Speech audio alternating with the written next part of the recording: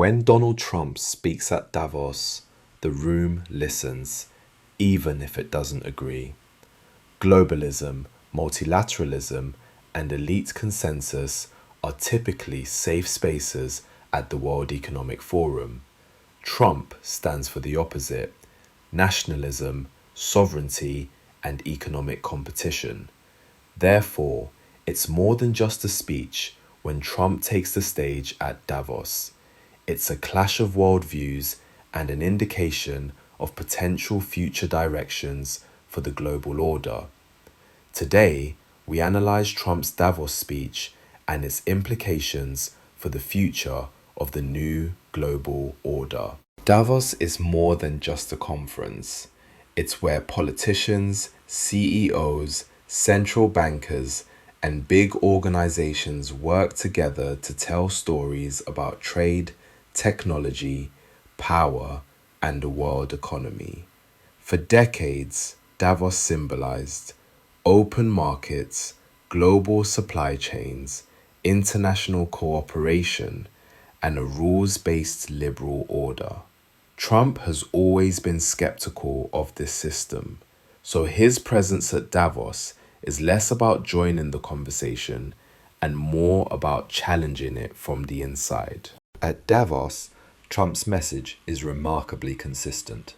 First, economic nationalism is effective. Trump argues that nations are strengthened rather than weakened when they prioritize domestic industry, energy independence, and national interest. Second, globalism failed the middle class.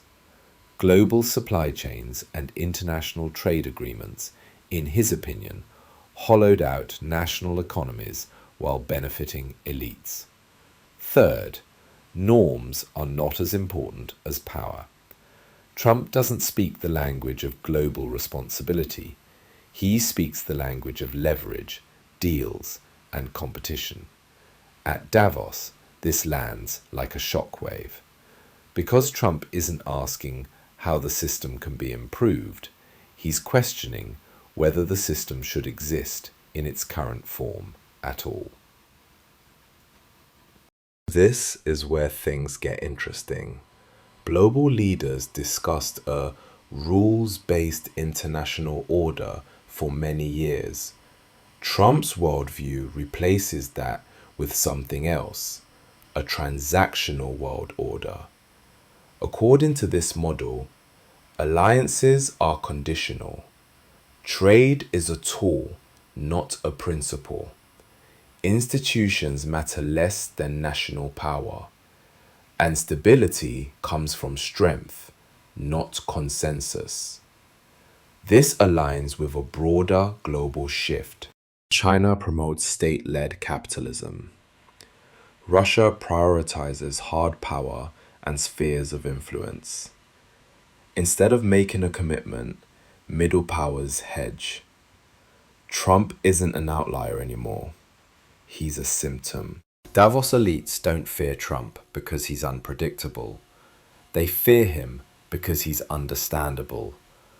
Voters who feel left behind by globalization can relate to his message, and it exposes a growing gap between global institutions and national politics. At Davos, Trump asks an awkward question. What happens if the world's largest powers stop pretending they share the same vision? The answer may be a fragmented global order, less cooperative, but more honest. Trump's Davos speech isn't about Davos. It's about a world in transition, a world shifting from universal rules toward competing systems, and to leaders who publicly put national interests ahead of international agreement. Whether you agree with Trump or not, one thing is clear: the era of unquestioned globalization is over, and a new world order, whatever shape it takes, will be louder, harsher, and far more political than the one Davos was built for.